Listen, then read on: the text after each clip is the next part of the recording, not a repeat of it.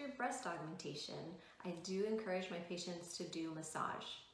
I call it the downward motion and the inward motion. So I'll show you some examples of that now. These exercises will be performed without the bra on. All right, the inward motion is pretty self-explanatory. It's cupping and pushing the implants and cleavage towards the center, holding that for a count of 10, and then relaxing.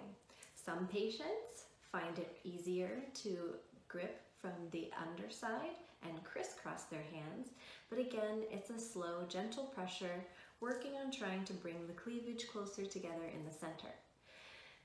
The other is the down and inward motion. So one hand can be positioned to give the inward motion, and the upper hand is for a downward motion. The pectoralis muscle is coming across our implant like a seatbelt. We want to stretch that muscle downward so that the pocket can be opened up. So a combination of pressure here, and it's just enough pressure that you can feel the pressure pushing the implant down into the lower quadrant.